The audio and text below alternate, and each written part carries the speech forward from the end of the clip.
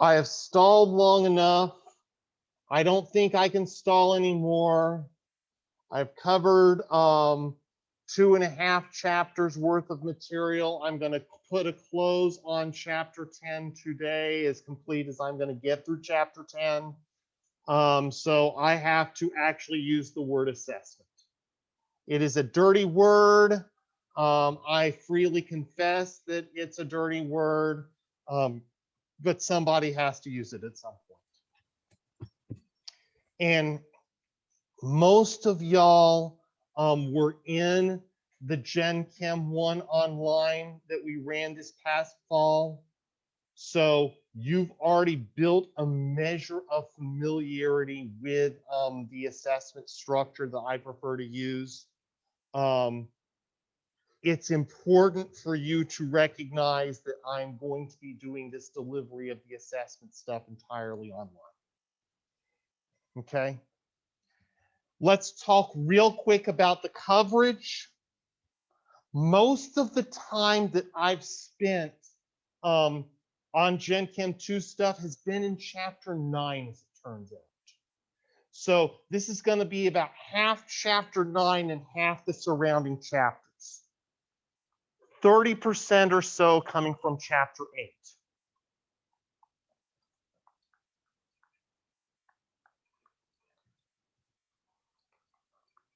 Fully 50% from chapter 9. Dealing with the first law of thermodynamics and dealing with the concept of enthalpy. And 20% what we got into on Thursday and what we'll talk about today some, chapter 10 on intermolecular forces.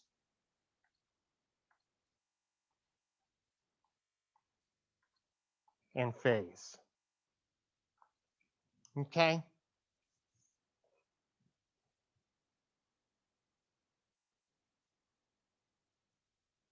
And for as little time as we put into it, 20% might be a little bit much to put on chapter 10. But I think you're going to find that chapter 10, particularly how we're going to talk about it at the close of class today, really helps us close the loop on some ideas that we brought up in chapter 9 when we dealt with heat transfer and calorimetry and stuff. Okay.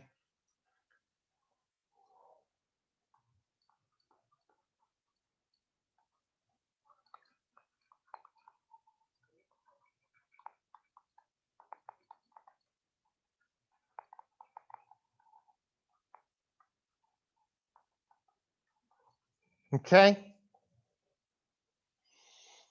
I'm going to emphasize this point that the assessment is online and it is unproctored. Okay.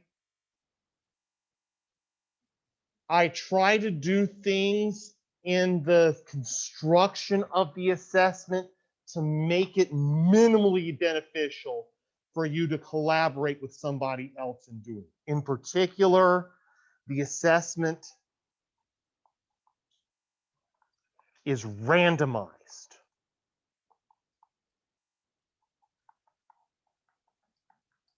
One of the reasons I gave that practice assessment on the Gen Chem 1 review stuff is so I could get y'all looking at that and seeing what a randomized assessment from me looks like and how individual questions can be scrambled from one participant's observation to the next.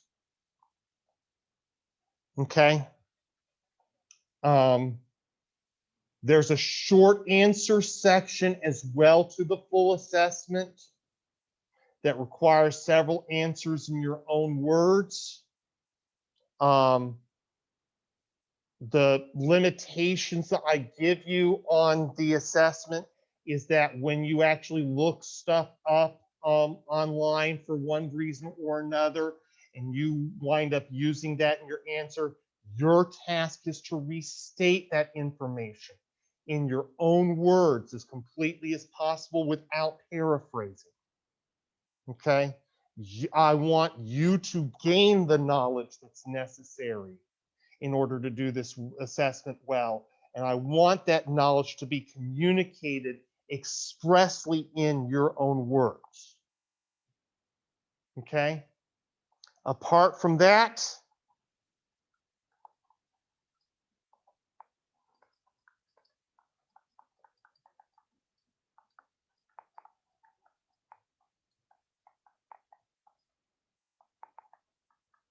you may consider this an open book, open note assessment. Okay?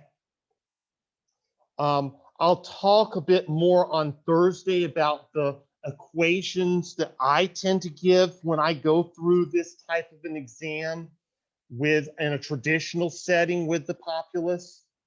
But I'll just say one of the best ways you can study for an exercise like this is putting together your own quote unquote cheat sheet of formulas, constants, specific facts, all that sort of thing that you might be able to refer to very quickly, particularly when taking a multiple choice assessment. Okay?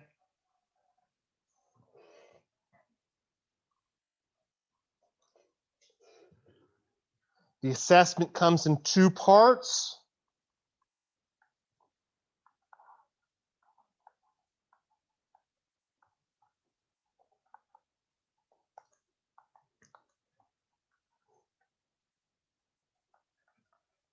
The first part is 20 multiple choice questions in 30 minutes.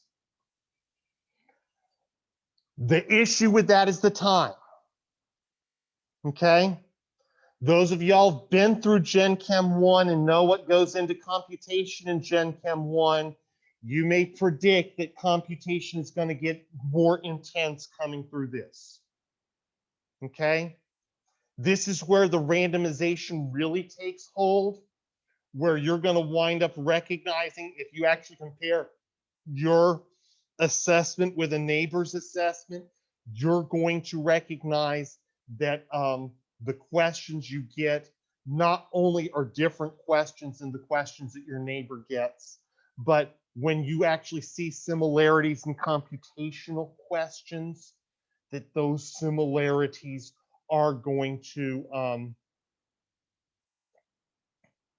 just be in the setup of the question. The numbers are going to be different for different people in the class. Okay? So it's really, really important for me that you practice managing your time. The most difficult question might be the first one. The easiest question might be the last one. Use your time wisely on the multiple choice assessment. Answer as many questions as you can.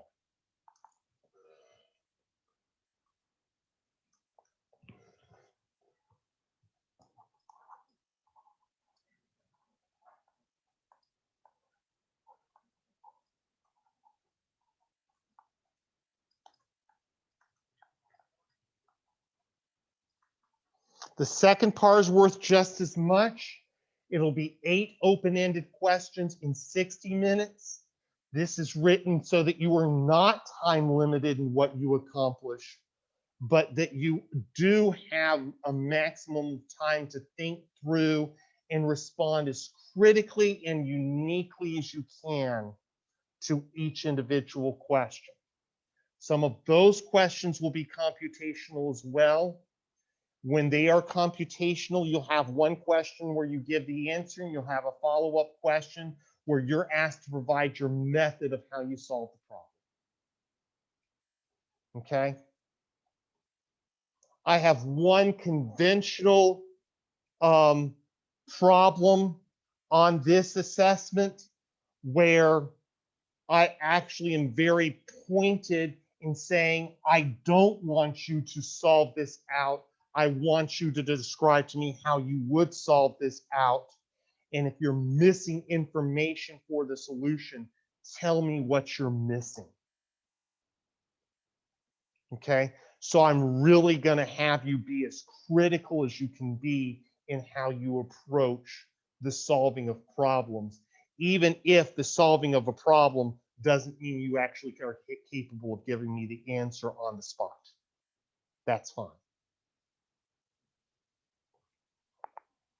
Okay? So set aside 90 minutes when you do this to take it. Okay? And this means I'm not running it in the classroom session on Thursday.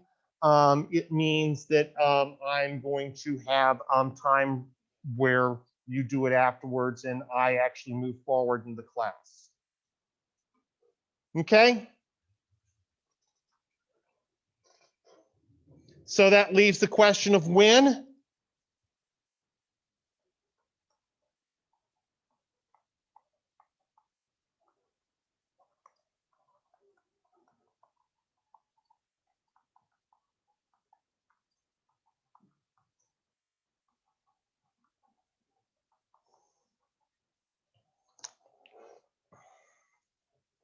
February 27th, it opens up. First thing in the morning.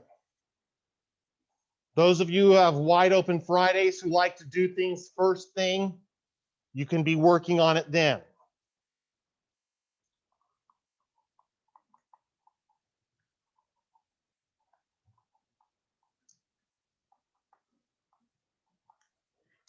Okay?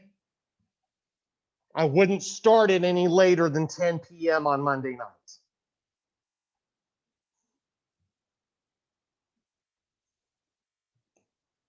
Okay? And again, it's unproctored. Use notes. Use online resources. If you think an answer can be Googled, Google it. And that's fair game.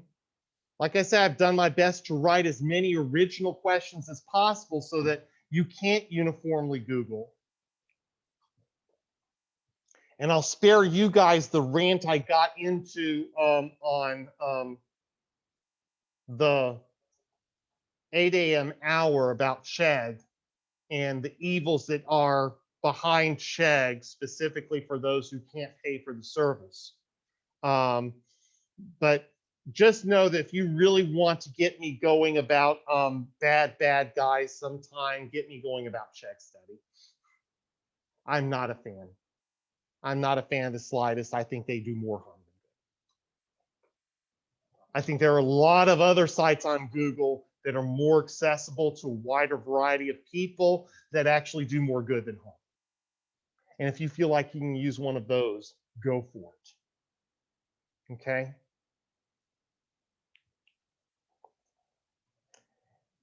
Any questions about how I'm going to run the assessment? Either in person or on Zoom. I'll give a couple of extra moments to make sure nobody's going to type anything into the chat on Zoom.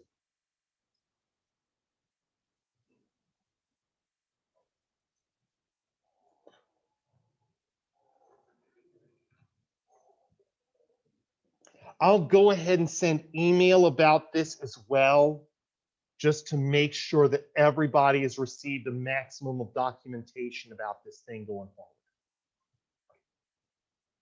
Okay? Now, 20% of this has to do with chapter 10. Chapter 10 is the chapter we've just jumped into. I want to make sure that you recognize and that I'm a little bit more pointed going through the textbook on what I need to have covered in chapter 10. Okay?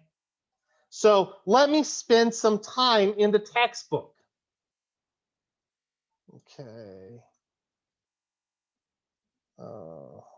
Let me actually do one thing first before I spend time in the textbook. There we go. Thank you for your patience, those of you on Zoom. There we go. Online, this is section 10.1 of the online textbook, Intermolecular Forces. Okay? It's largely the stuff we slammed through at the end of the class session on Thursday of last week. And let me bring back out the different types of intermolecular forces one more time. Okay? By the way, this is a very, very nice figure right at the front side of section 10.2. The arrow up top says increasing temperature or increasing KE. What does KE stand for? Kinetic energy, absolutely. As we go from solid to liquid to gas, we are increasing the amount of kinetic energy that the individual particles in that system have. And there's an arrow going the other way on the bottom of the page that says increasing IMF. What does IMF stand for?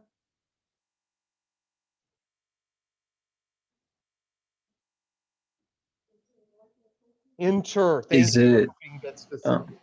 Yep. That said in the classroom right before you started to say it in Zoom. Intermolecular forces. Absolutely.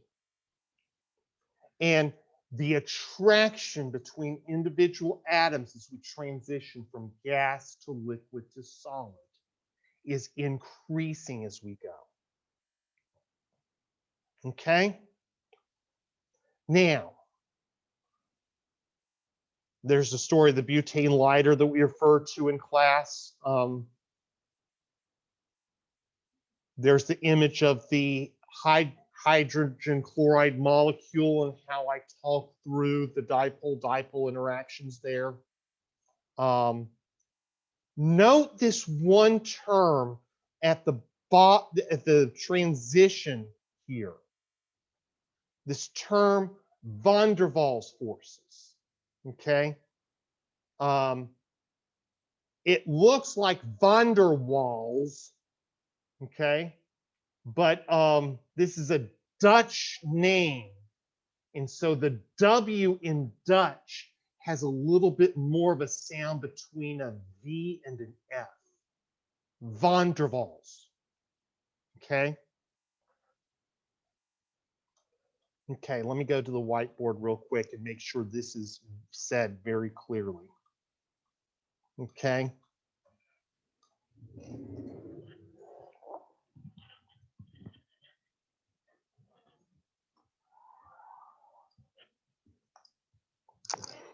Let me type this out.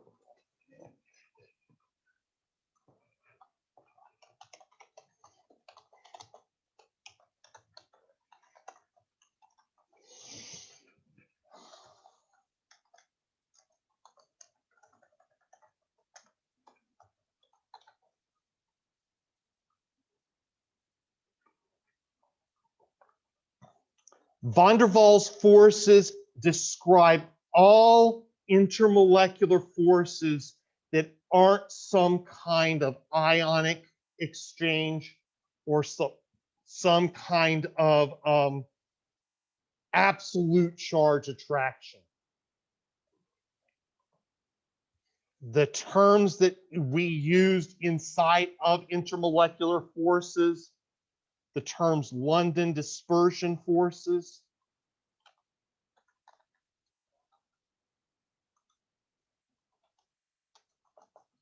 and dipole interactions and hydrogen bonds are all examples of these van der Waals forces.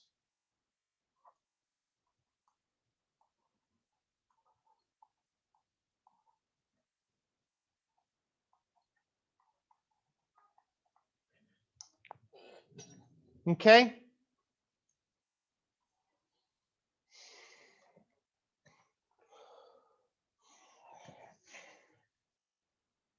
And much of what section 10.1 spends its time describing and giving examples for are these different types of interactions and these different types of intermolecular forces involved. Okay?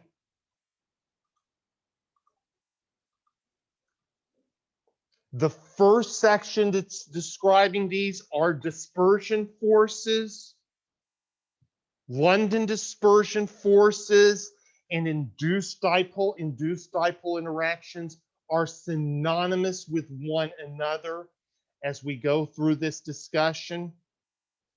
And the examples of compounds that are pulled together with these dispersion forces are nonpolar compounds.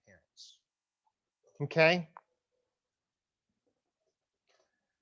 The molecular elemental halogens are examples of nonpolar compounds. They're compounds that have two different atoms of exactly the same type. And it doesn't matter how electronegative those atoms are, trying to pull charge to one side or another is going to be a tug of war that nobody's ever going to win.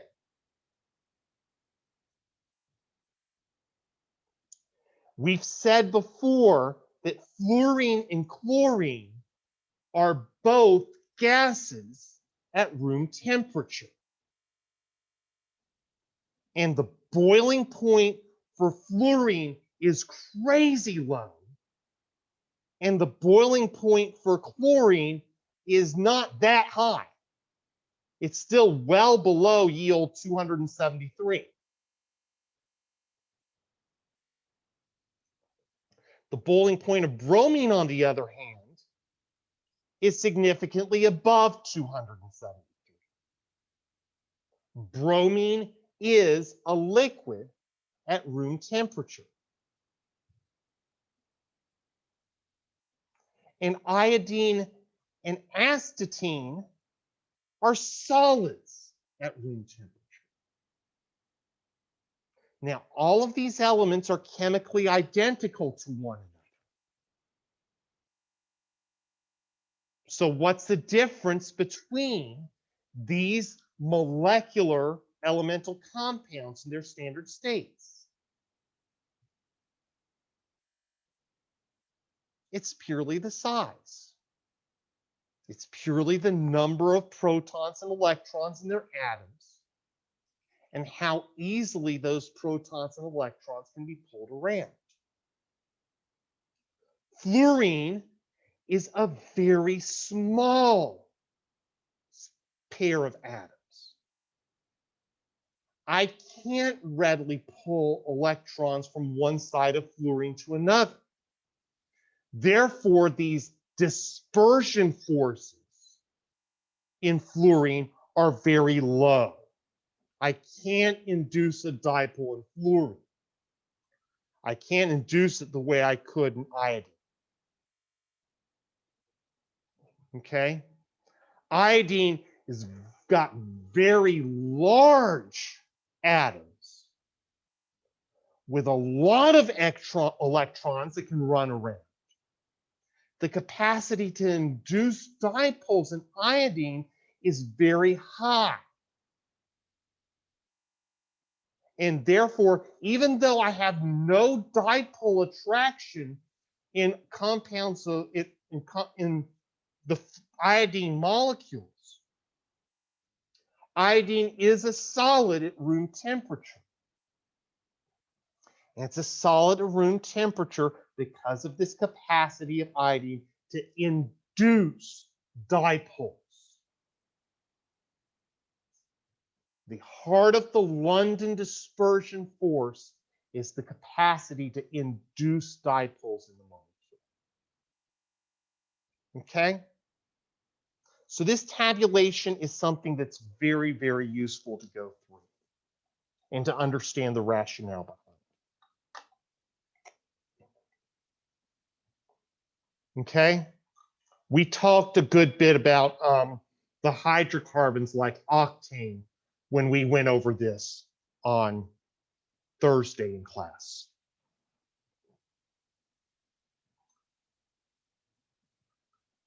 Dipole-dipole attractions are the next more intense. This is the example we talked about with acetone, fingernail polish remover. The reason why acetone is a liquid at room temperature is because of the dipole-dipole attractions between the individual molecules.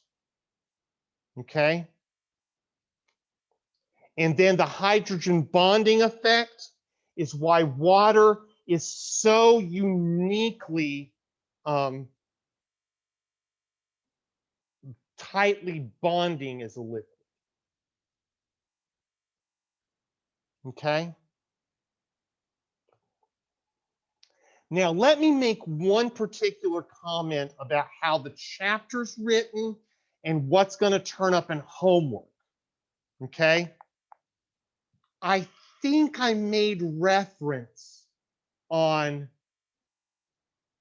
Thursday to hydrogen chloride being capable of hydrogen bonding because of the electronegativity of the chlorine atom. Did I say something along those lines? There's not a lot of recognition. This is good news because the homework disagrees with that and the textbook disagrees with that, and for kind of understandable reasons. Okay? Hydrogen bonding is given specifically over in this description in your textbook to bonds involving hydrogen bonded to an electronegative atom and an electronegative atom if that atom is fluorine, chlorine. We'll start again because I just included it again. If that electronegative atom is fluorine, oxygen, or nitrogen, and only if it's fluorine, oxygen, or nitrogen. Okay? And the argument is twofold. Number one, it is based on the electronegativities of those atoms. If it was purely based on the electronegativities of those atoms, though, chlorine should count because chlorine's Pauling electronegativity is 3.0, the exact same as the Pauling electronegativity for nitrogen. Okay? The second argument is the small size of fluorine, oxygen, and nitrogen atoms. And this is where chlorine doesn't come in anywhere near as well. Chlorine is a much bigger atom than the fluorine atom or the nitrogen atom. And it's that additional small size that allows the polarity distinction between the individual atoms to be so distinct.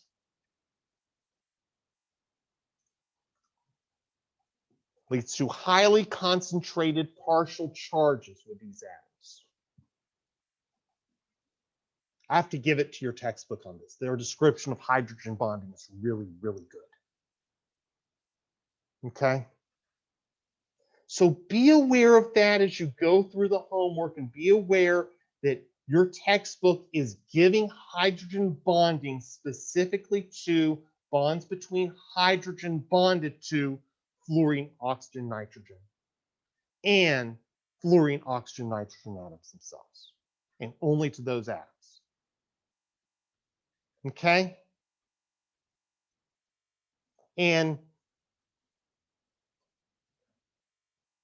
did I show y'all this graph on Thursday? I think I was just out of time before I could get here. This graph is actually a tremendous example of what goes on in hydrogen bonding.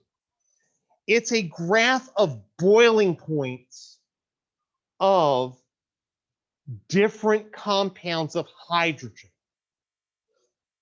The group 15 compounds of hydrogen, NH3, PH3, ASH3, SBH3, as you go down the group. The group 16s, H2O, H2S, H2SE, H2TE. And then the group 17s, HF, HCl, HBr, HI. Okay. Notice that when you move to the right on this,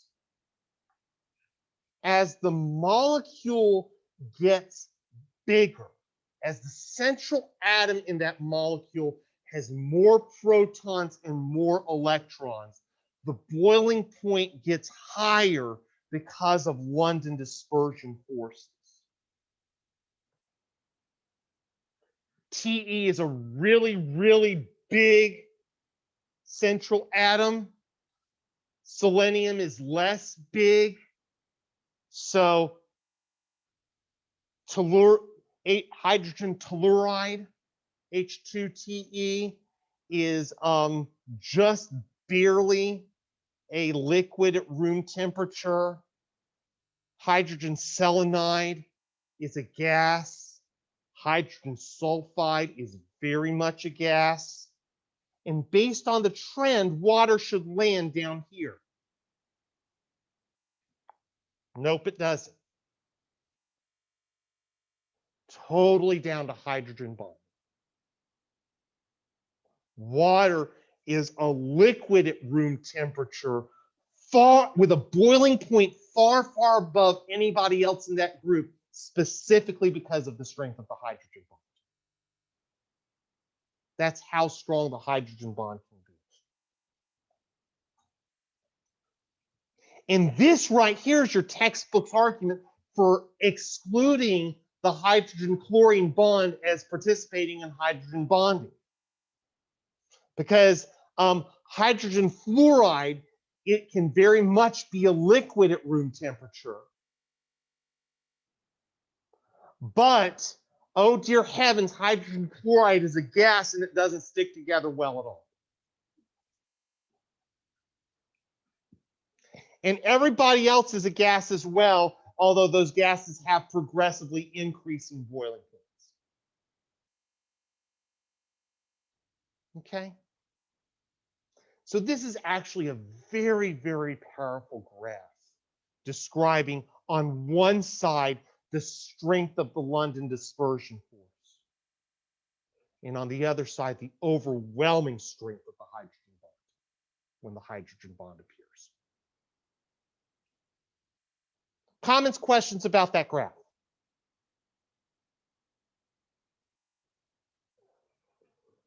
Okay, that's all I wanted to say about section 10.1. Oh, the other thing I wanted to say, those of y'all who have biochemistry in your future, there's a good section in section 10.1 about DNA, okay? And the importance of hydrogen bonding to make DNA structure what DNA structure is, okay? Bio stuff, completely beyond anything I want to cover in this course, but still very, very useful enrichment.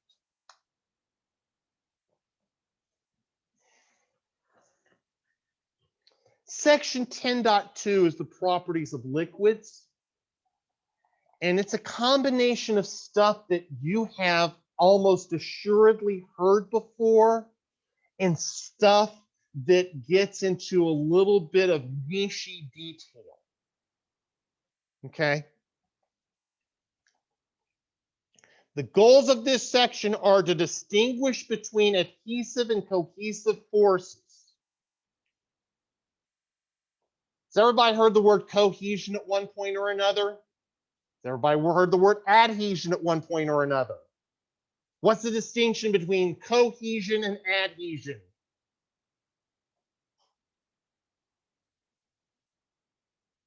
And I'm specifically talking about water here because water is the example that most of you have heard before at some point.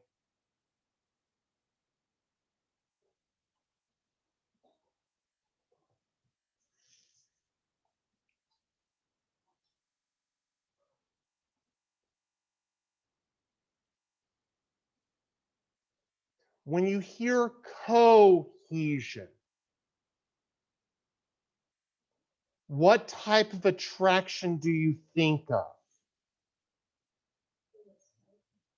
Say again. Cohesion is an attraction of water molecules to other water molecules. Sure. Cohesion is attraction of water molecules to themselves. How is cohesion distinct from adhesion?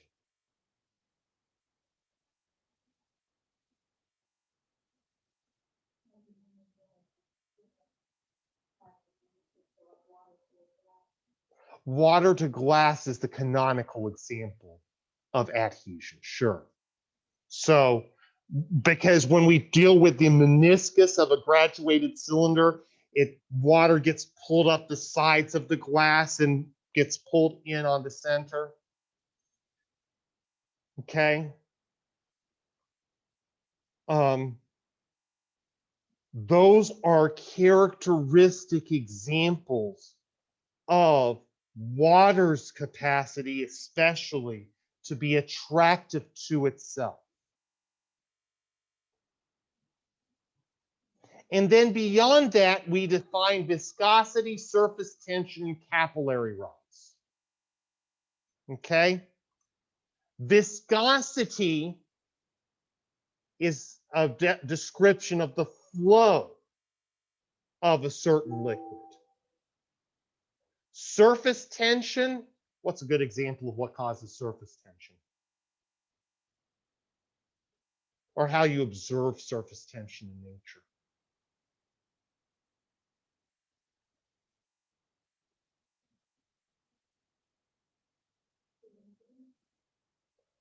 Not so much the density of water, because the density of water is comparatively low. But you are thinking about something relevant and important.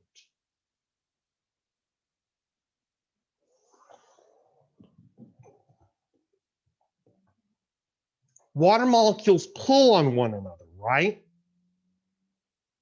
And so that pull is most pronounced at the surface of a liquid.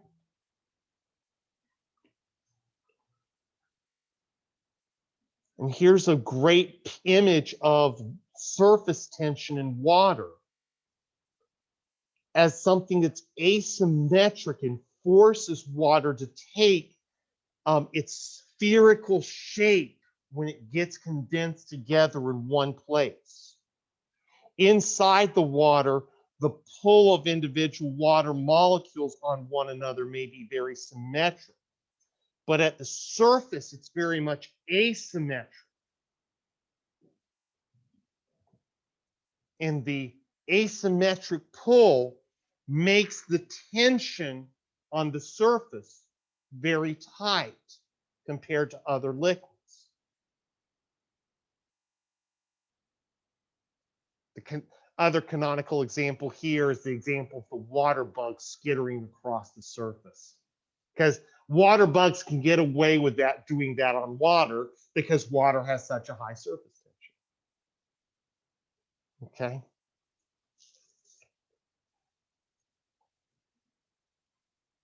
And that results in capillary rise. Now, viscosity of water and viscosity of liquids is something that, if you study materials in depth at all, you wind up having to muck around with it. Okay? Surface tension is something, if you just study detergents at all, you wind up having to muck around with a little bit. In plant physiology, you might have to muck around with capillary rise, capillary action, to describe how a liquid rises in a capillary tube. And there's an equation that's associated with that. Please do not write this equation down, because this equation steps out of the main flow of anything else I'm talking about in this class. T. What does T stand for? Not in this equation it does, and it stands for surface tension.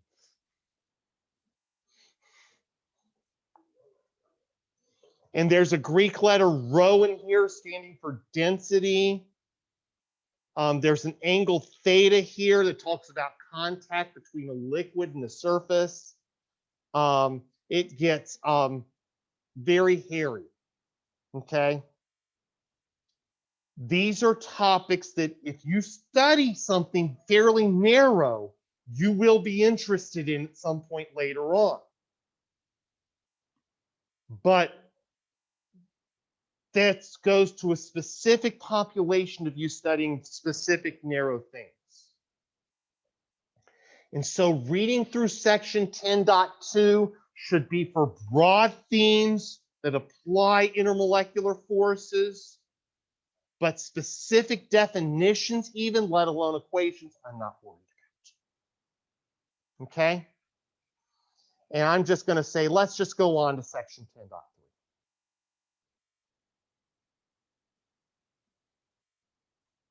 Let's talk about phase transitions a little bit. Okay? Vaporization and condensation. Those are terms we're familiar with, right? What does vaporization mean?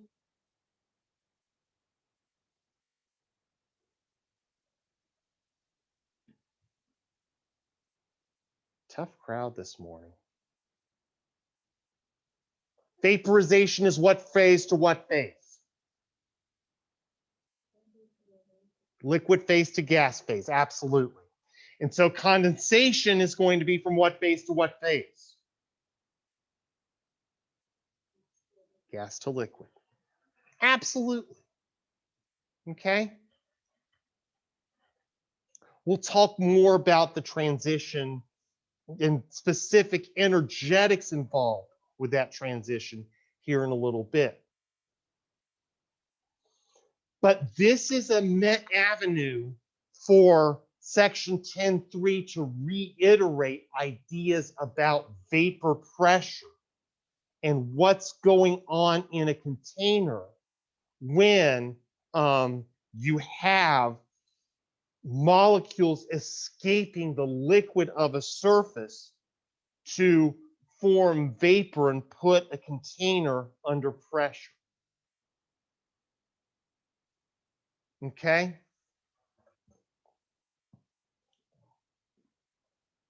Now let me go back and share a tabulation real quick like.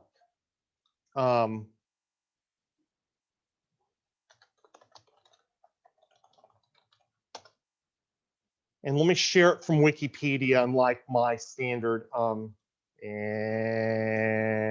thank you for your patience. Share it from Wikipedia instead of my standard table that goes up to 35. Okay. Here's vapor pressures of water skipping by 5 degrees Celsius going all the way down. And you can follow the pressures in atmospheres or the pressures in torr, depending on whether you're more comfortable seeing 1 atmosphere as atmospheric pressure, whether you're more comfortable seeing 760 torr as atmospheric pressure. But as we go down this tabulation, the pressures get higher and higher, and they start jumping and jumping until I get down to 100 degrees Celsius. And the vapor pressure of water at 100 degrees Celsius is almost exactly 760 torr, almost exactly 1 atmosphere. Oh, by the way, what happens to water at 100 degrees Celsius?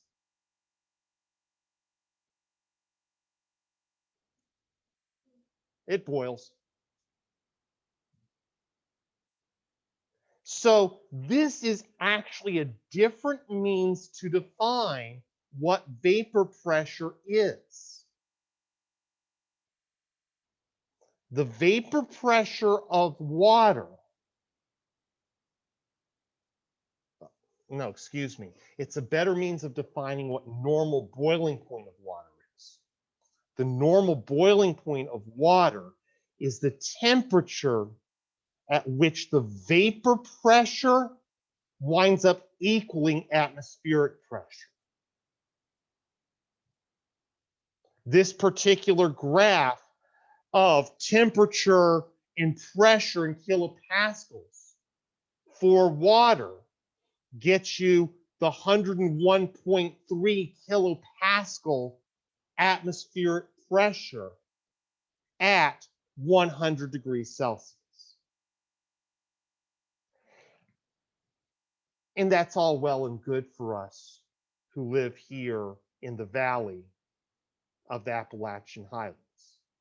Okay? It's not so well and good for those who go to Lees McRae over in Banner Elk. Okay? Because they're up in the mountains. It's really not well and good for those who go to the University of Colorado at Denver, because they're way up in the mountains. Okay? And the boiling point of water that they experience is less than the standard 100 degrees Celsius. Why is that? Because the atmospheric pressure is less. And they can hit a temperature where the boiling point equals atmospheric pressure much, much lower. On the flip side, everybody and their brother who cooks lately wants to cook in one of these things called an Instant Pot, right? Now, old fogies like me have a different name for an Instant Pot. We call it a pressure cooker. Okay? And we really do seal that thing off, and we allow pressure to build up inside that pressure cooker to where the pressure gets substantially above atmospheric. And what does that do to the boiling point of water? It increases it. Why does a pressure cooker work? Because when the water is under higher pressure, it remains liquid water at higher temperatures and resists meeting that boiling point. Okay?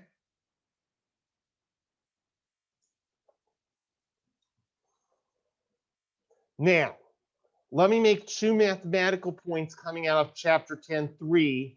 One mathematical point that I want you to skim over, and another mathematical point that I want you to address. How many of y'all are chemistry majors? Actual declared chemistry majors, not chemistry majors I'm trying to recruit. Nobody's going to wind up taking physical chemistry from me? Man, I like this stuff. If you're not going to wind up taking physical chemistry from me, don't worry about this Clausius-Clapeyron stuff. Okay? Because it very much is a physical chemistry set of arguments. Okay? By the way, why do these equations look so ugly?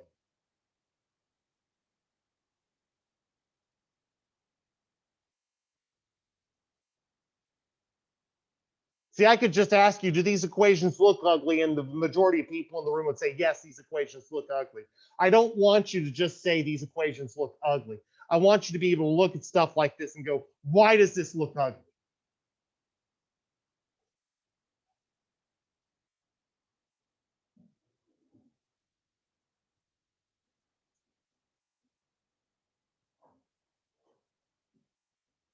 You will not hurt my feelings.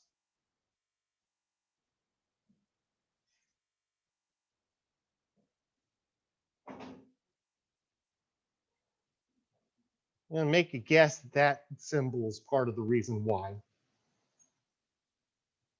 Or alternately, the exponential putting stuff in the superscript over here is part of the reason why. Okay? This is just my way of warning you that even though I don't want you worried about Clausius-Clapeyron for purposes of this class, transitions between equations of this sort are in your future. And part of the reason why I have the ALEKS requirement is because I want you to be doing some practice. If you have the opportunity to practice with exponentials and natural logarithms, you should do so. And you should be prepared for this type of mathematical manipulation later in the course. Clausius-Clapeyron is actually a fairly powerful connection between vapor pressures and this new quantity, the enthalpy of vaporization. It's something that's really, really fruitful to actually recognize and go through. But I want to focus on how this enthalpy of vaporization is identified by your textbook. And this is how I want to go ahead and finish our time together today, and finish the process of going into this upcoming assessment. Okay? The specific point that vaporization is an endothermic process. It requires an input of energy to transform the water from the liquid phase to the water in the gaseous phase. And this quantity on the right represents how much energy is necessary in order to make that investment. 44.01 kilojoules per mole.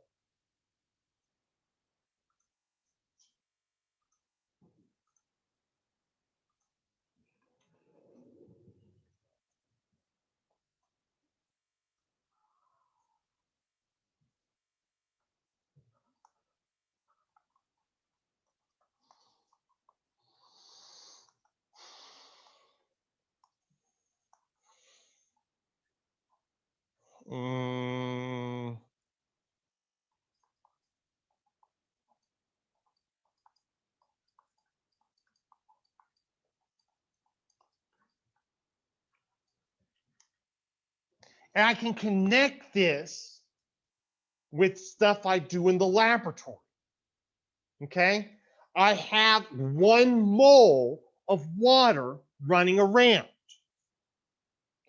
The amount of energy I have to invest to take 1 mole of water and transform that 1 mole of water from liquid phase to gas phase is 44.01 kilojoules.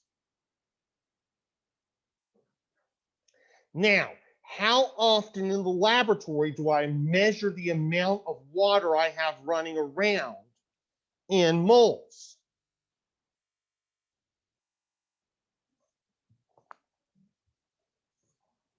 What scales do I have in the laboratory that I can put some stuff on it can report back to me a quantity of that stuff in moles? What cylinders do I have that I can pour some stuff into and it can tell me the quantity of stuff that I have in moles?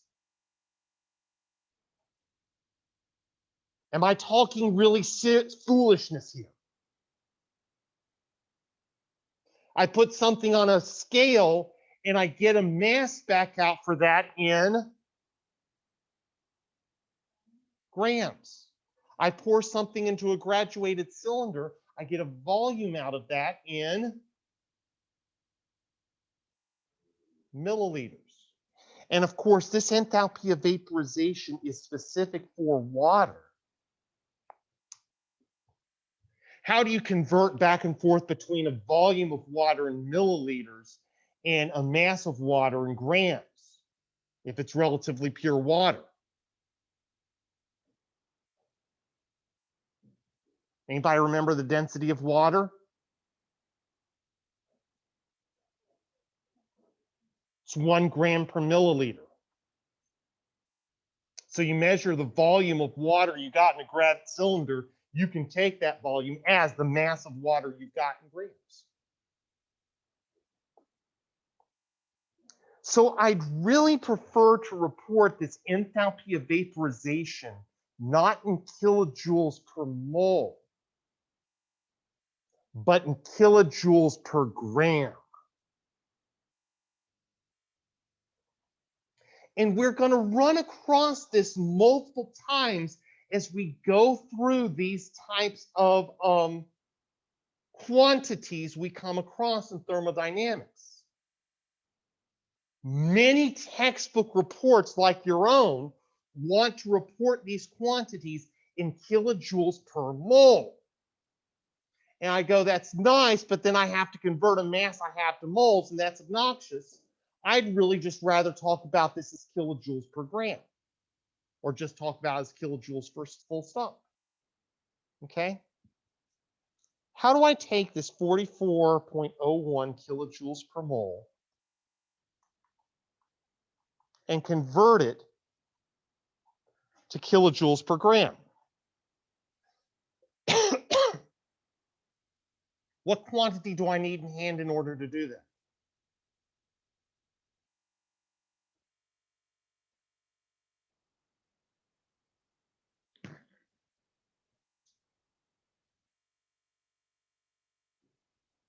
How do I go back and forth between grams and moles?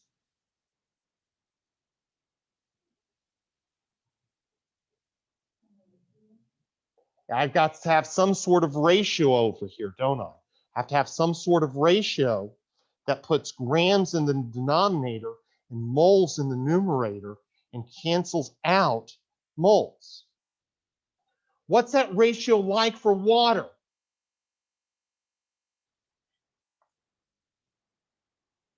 How many grams do I have in 1 mole of water? Yeah, 18. How'd you come up with that? Yeah, the molar mass of water. If I'm going to be really, really particular, I go all out and just go 18.015. But yeah, that's my means to convert. And so I punch in 44.01 divided by 18.015, and that gets me out an enthalpy of vaporization for water of 2.443 kilojoules per gram. And you might see this written in other places as 2443 joules per gram.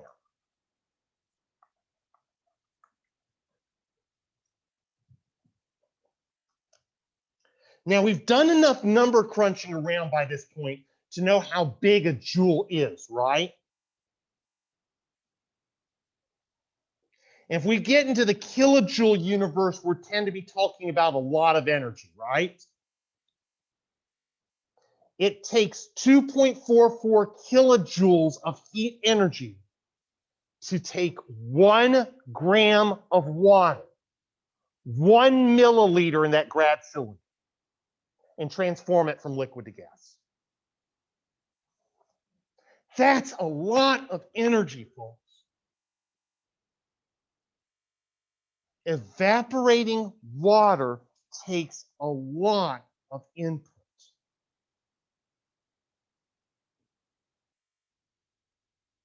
Okay, that's discussing vaporization. That's discussing transforming liquid to gas. Okay? What's the other phase transition I can go through for water? Solid to liquid. Okay? Hey, what do I call that?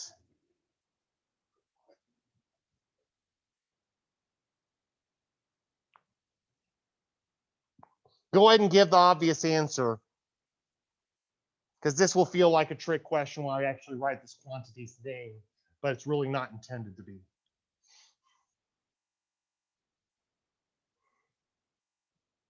Yeah, melting. That's all I'm after. So the corresponding quantity to the enthalpy of vaporization can be the enthalpy of melting. However, as you would expect with these types of formal things, nobody calls it the enthalpy of melting. They call it based on the opposite process, which is the process of taking liquid to solid. And they call that process fusion.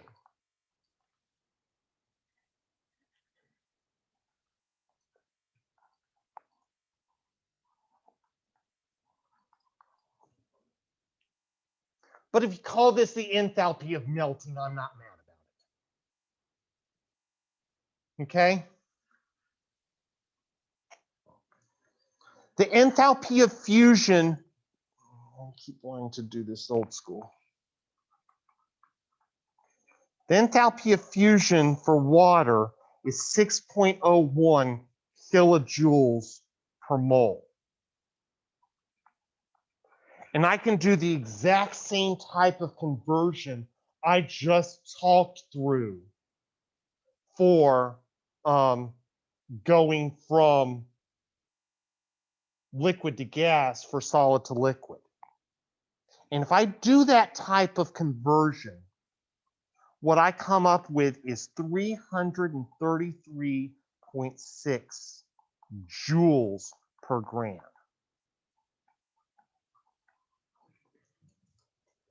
.01 divided by 18.015 is 0.3336 kilojoules per gram. We don't tend to talk about that number in kilojoules. It's just easier to convert it into joules and say about 334 joules per gram.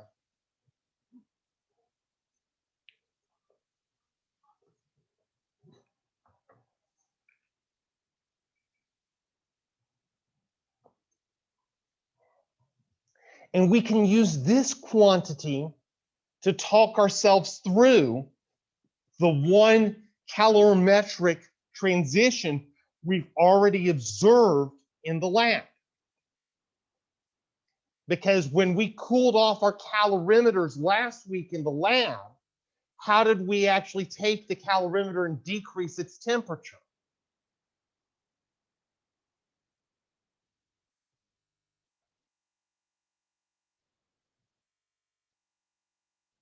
We had some quantity of water inside the calorimeter, and what did we add to the calorimeter to cause the temperature to go down? Ice, sure. How much ice did we add? A couple cubes. Give me a guess about how many grams of ice we added.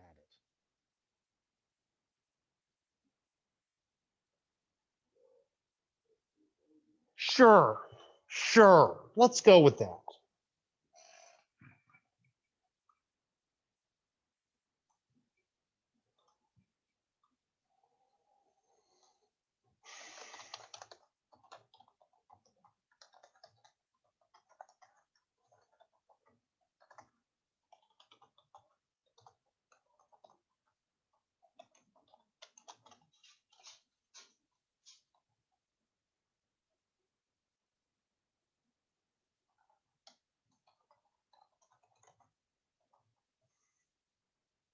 What was the final temperature what y'all wound up at last week, Wyatt? 10.6. So you actually did something along these lines. Took 15 grams of ice at 0 degrees Celsius because that ice was in there and starting to melt out, right? So I can consider that ice to be in an ice water bath with liquid water around it. Okay? So how many joules of energy would be required to take that 15 grams of ice at 0 degrees Celsius and raise its temperature to 10.6 degrees Celsius? Okay?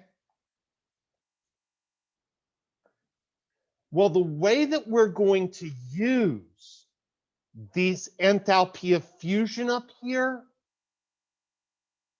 is in a two-step process. There's nothing up here that describes a change in temperature.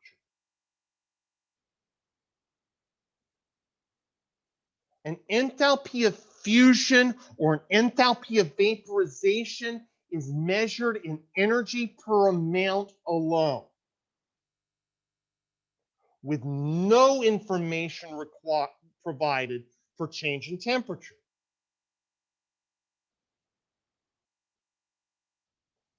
Well, that's because when you have this ice melting, how much is the ice changing temperature?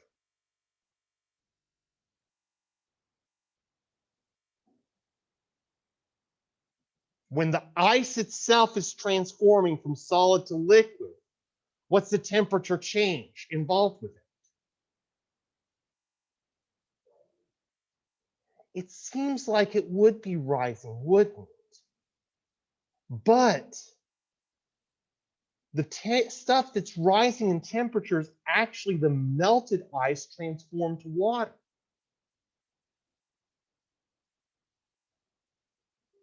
One of the old stunts that I used to pull is I used to have somebody take a whole bunch of ice at a very low temperature and get the ice heated up to raise it to temperature and start to melt. And they get that temperature up to 0 degrees Celsius, and then the temperature would hover. It wouldn't change much at all. I just walk by and say, hey, the temperature on your thermometer isn't changing. Now, these are digital thermometers, right? So, of course, what does the poor freshman think when I go by them and say, hey, your temperature isn't changing?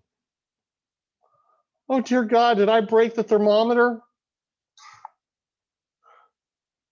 I don't do that anymore. That's mean. That's not an example of being a good professor. But what we're interested in is a graph that looks like this. Let me bring this over to the whiteboard because I really want you to recognize this graph.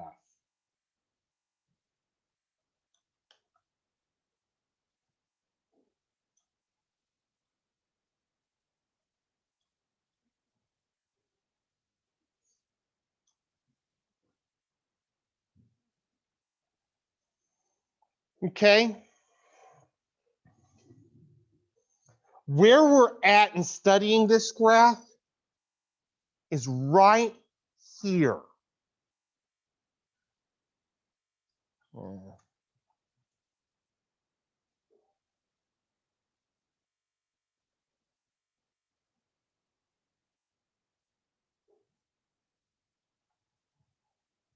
I'm starting with some amount of ice at temperature, at freezing.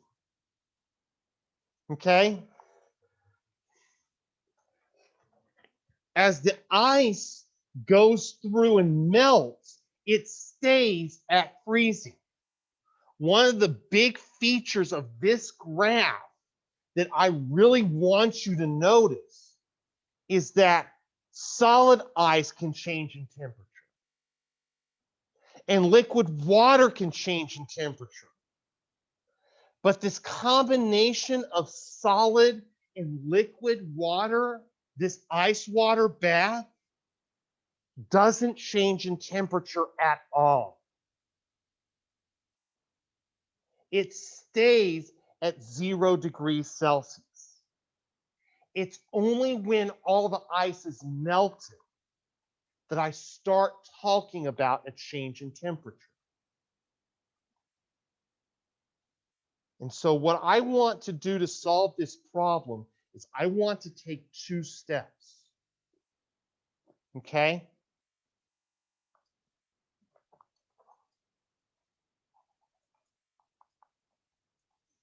The first step is melt the ice. And the second step is raise the temperature of the melt to 10.6 degrees Celsius.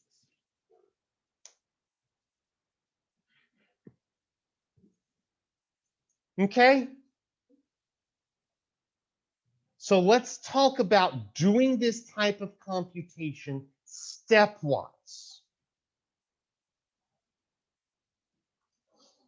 The melt,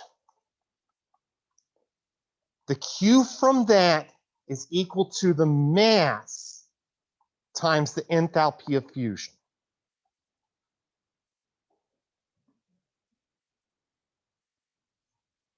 It is equal to the 15.0 grams we started with times this characteristic quantity for water. Okay? Grams times joules per gram. What do the units wind up being? Joules.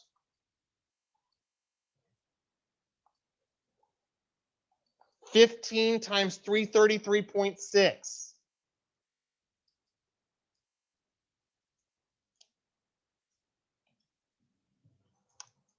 Three significant figures, that's 5,004 joules. And then we raise the temperature. What's the equation with delta T in it for Q?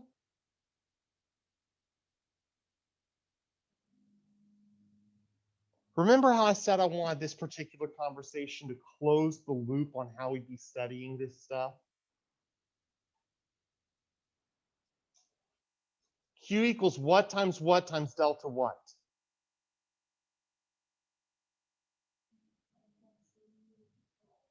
Yep. We go right back to our old heat transfer equation for a change in temperature. When we are melting stuff, we have no change in temperature. When we're raising the temperature of stuff, we need the delta T. Anybody remember the specific heat of water?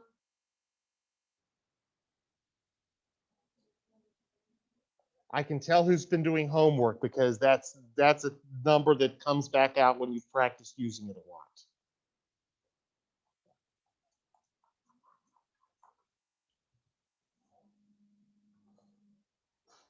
And delta T in this case is going to be what?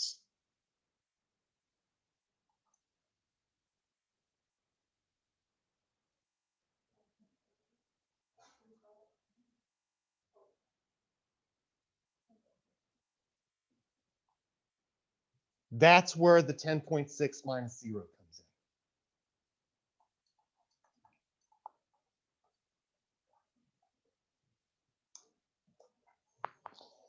in. 15 times 4.184 times 10.6. That comes out to 665 joules. Okay? 5,004 plus 665. And that's going to be equal to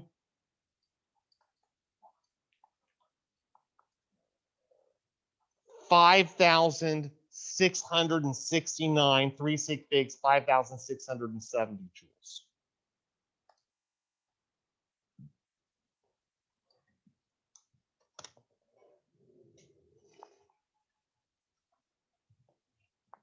Dealing with phase transitions and calorimetry requires breaking up these processes into steps. One step being the melting of the stuff or the boiling of a stuff. And the other process being the raising of temperature of the stuff.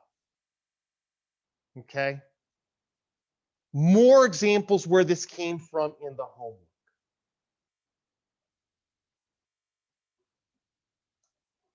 This graph right here is what is known as the heating curve of water.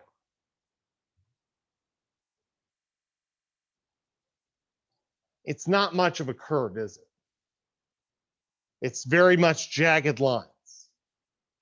But the important feature of the heating curve of water is that when we have mixed phases, when we have the solid and liquid phase of water down here, when we have the liquid phase and gas phase of water up here, we're not talking about a change of temperature.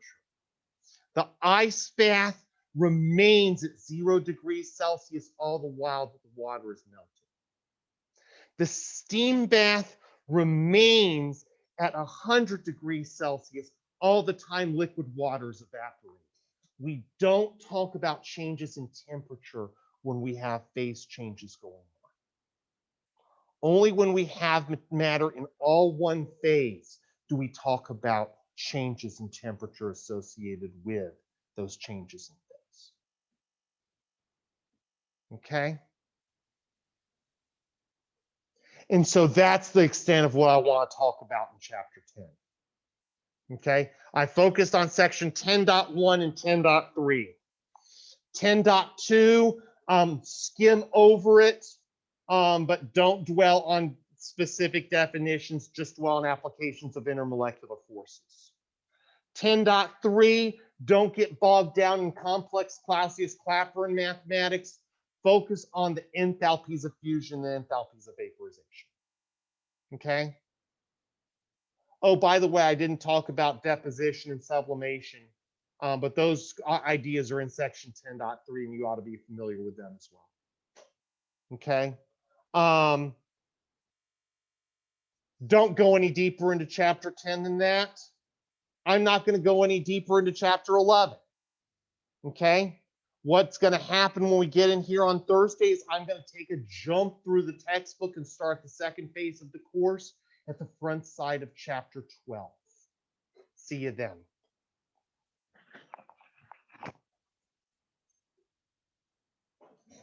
Okay, those of you who jumped on Zoom late, please make note that I made mention of opening up an exam, an assessment, I should say, and opening up that assessment Friday morning of this week.